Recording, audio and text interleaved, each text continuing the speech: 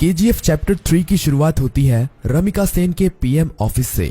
रमिका सेन को एक ऑफिसर बता रहा होता है कि पिछले 3 सालों से रॉकी ने विदेशों तक अपना बिजनेस फैला दिया था और इंडोनेशिया और अमेरिका में भी उसने कई इलीगल काम किए थे। इसीलिए इंडोनेशिया और अमेरिका की सिक्योरिटी फोर्स भी रॉकी को पकड़ना चाहती थी, पर अब रॉकी मर चुका है। पर इंडोनेशिया और अमेरिका में रॉकी के इलीगल काम अभी भी चल रहे हैं। रमिका सेन कहती है तो इंडोनेशिया और अमेरिका की गवर्नमेंट को उसके खिलाफ एक्शन लेना चाहिए। तभी वो ऑफिसर बताता है कि गवर्नमेंट ऐसा नहीं कर सकती, क्योंकि रॉकी ने 1979 से 1981 तक इन 3 सालों के अंदर ही अपने सोने के बिजनेस को काफी बड़ा कर लिया था। विदेशों में भी हजारों लाखों लोग उसके लिए काम करते हैं और खुद गवर्नमेंट के लोग भी उसके साथ मिले हुए हैं। इसीलिए गवर्नमेंट चाहकर भी उसके खिलाफ एक्शन नहीं ले सकती। फिल्म की कहानी अब फ्लैशबैक में जाती है और हमें रॉकी के जीवन के उन्हीं 3 सालों के बारे में पता चलता है, जिसमें उसने अपने साम्राज्य को विदेशों तक फैला दिया था। सभी माइनों पर कब्जा होने के बाद रॉकी ने और कई माइनों की खोज कर ली थी और सभी लोगों को उनकी खुदाई में लगा दिया था। रॉकी ने उन सभी माइनों से तेजी से सोना निकाला और इकट्ठा करता गया और बाहर के बड़े बड़े देशों में एक्सपोर्ट करने लगा। रॉकी को विदेशों से काफी बड़े बड़े ऑर्डर आने लगे, जिनको पूरा करने के लिए उसने खुदाई को और तेज करवा दिया था। दूसरी तरफ से उसने माइन की खुदाई के लिए और सोने की खोज के लिए अमेरिका से कई टेक्नोलॉजी मशीन भी मंगाई थी, जिससे वो जल्द से जल्द इन सभी माइनों का सोना निकालकर इकट्ठा कर सके। रॉकी ने अगले 1 साल के अंदर इन माइनों से इतना सोना निकाला था जितना कि पिछले 20 सालों में भी नहीं निकाला था। दूसरी तरफ रॉकी ने अपने इलाके को एक इंडस्ट्रियल एरिया बना लिया था और माइन में काम करने वाले लोगों के लिए उसने अच्छे घर, स्कूल, कॉलेज, अस्पताल सब कुछ बना दिए थे। इसीलिए खुदाई करने वाले लोग उसे काफी पसंद करते थे और उसके लिए अपनी जान देने के लिए भी तैयार थे। धीरे धीरे करके रॉकी का साम्राज्य बड़ा ही होता जा रहा था। विदेशों में सोने का एक्सपोर्ट करते करते रॉकी की जान पहचान भी विदेशों की सरकार से भी हो गई और सरकारों के कई लोग रॉकी के साथ मिल गए। रॉकी कई बार इंडोनेशिया और अमेरिका में भी गया था। वहां पर भी उसने अपने सोने के साम्राज्य को काफी बड़ा कर लिया था। इस साम्राज्य को फैलाने में सरकार के कई लोगों ने उसकी मदद की थी और रॉकी ने एक गैंग अपनी इंडोनेशिया में और एक अमेरिका में भी खड़ी कर ली थी और रॉकी ने इन गैंग के लिए अपना एक एक लीडर भी बना लिया था और रॉकी उन सभी का राजा बन गया था। इस तरह से रॉकी ने अपने साम्राज्य को विदेशों तक फैला दिया था। अब कहानी फ्लैशबैक से बाहर आती है और हमें दिखाया जाता है कि जब रमिका सेन ने भारत में रॉकी के साम्राज्य को खत्म कर दिया था और रॉकी अपना सारा सोना लेकर समुद्र के बीच में चला गया था, वहां पर रॉकी ने इंडियन नेवी को खुद मैसेज करके उसे मारने के लिए कहा था। तब इंडियन नेवी ने रॉकी के शिप पर मिसाइल छोड़कर रॉकी को मार दिया था, पर रॉकी वहां पर मरा नहीं था।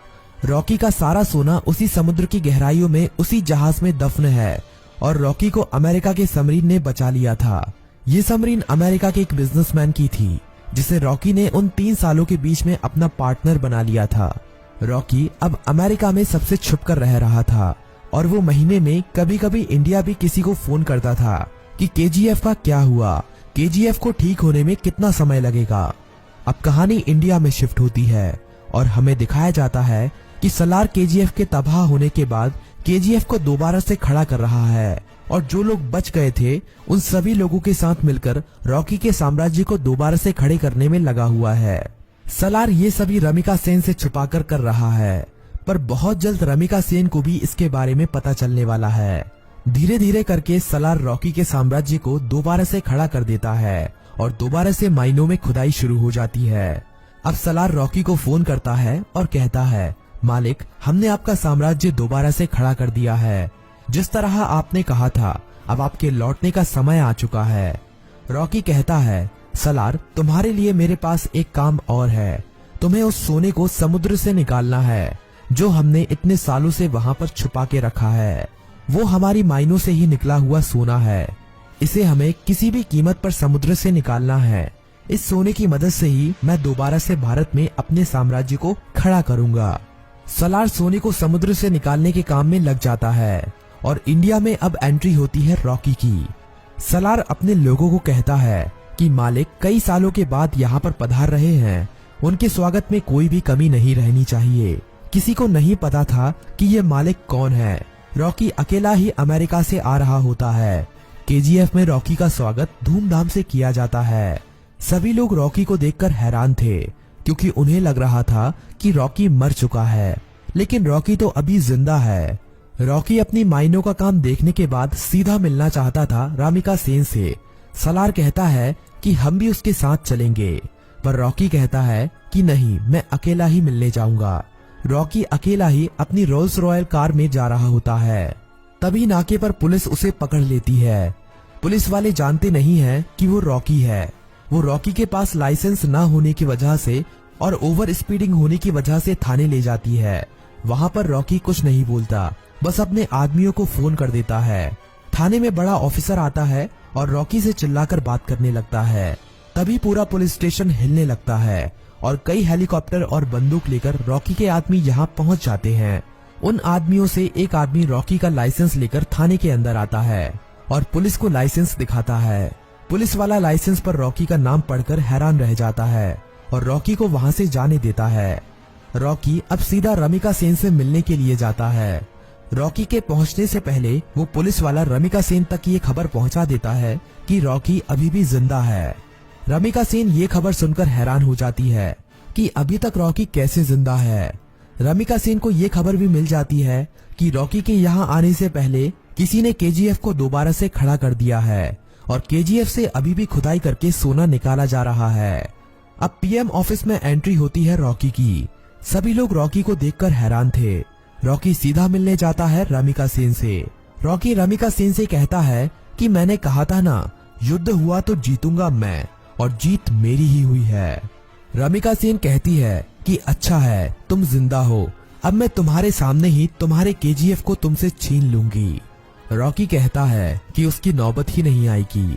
रमिका सेन रॉकी की इस बात को समझ नहीं पाती। तभी रॉकी वहाँ से चला जाता है। अगले कुछ ही दिनों में रॉकी रमिका सेन की सरकार गिरा देता है और सरकार में अपनी पार्टी को जिताकर अपने आदमी को प्रधानमंत्री बना देता है। रॉकी अब दोबारा रमिका सेन को फोन करता है और कहता है कि अब क्या करोगे, अब तो तुम्हारी सरकार भी नहीं रही।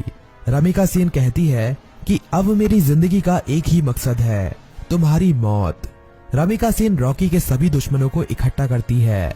रमिका सेन इनायत खली से भी हाथ मिला लेती है और जितने भी रॉकी के देश विदेश में दुश्मन थे, सभी को इकट्ठा करके रॉकी को मारने का प्लान बनाती है। रॉकी को मार पाना आसान नहीं था। रॉकी जितना अकेला खतरनाक था, उससे ज्यादा खतरनाक उसके गैंग के लोग थे। रमिका सेन को इंडोनेशिया और अमेरिका की गवर्नमेंट से भी सपोर्ट मिलता है, लेकिन रॉकी जानता था कि रमिका सेन उसके केजीएफ को तबाह करने में अपना पूरा जी जान लगा देगी। रमिका सेन जानती थी कि रॉकी को उसके केजीएफ में घुसकर मार पाना अब काफी ज्यादा मुश्किल हो गया है, क्योंकि अब रॉकी ने अपने केजीएफ में मिसाइलों को रोकने के लिए अपने केजीएफ के चारों तरफ रडार सिस्टम और काउंटर मिसाइल रख दी हैं। अब अगर कोई भी उसके केजीएफ के अंदर घुसने की कोशिश करेगा तो वो मारा जाएगा। रमिका सेन जानती थी कि रॉकी को मारने के लिए उसको केजीएफ से बाहर निकालना पड़ेगा और अकेले रॉकी के मरते ही उसका सारा साम्राज्य खत्म हो जाएगा। इंडिया में अपनी गवर्नमेंट खड़ी करने के बाद इंडिया की गवर्नमेंट रॉकी के लिए एक काफी बड़ी पार्टी रखती है।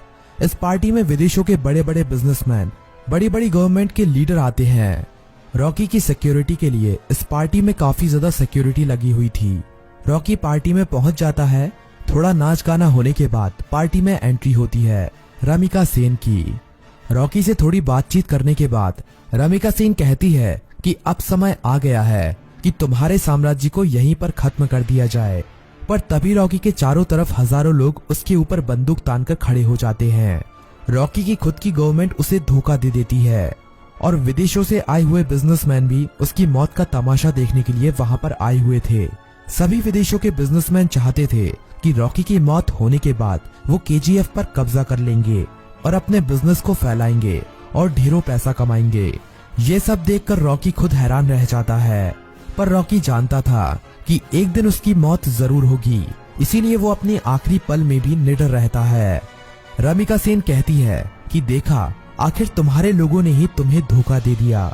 इतना कहते ही सभी लोग रॉकी को गोलियों से भून देते हैं और रॉकी की मौत वहीं पर हो जाती है और फिल्म यहीं पर खत्म हो जाती है।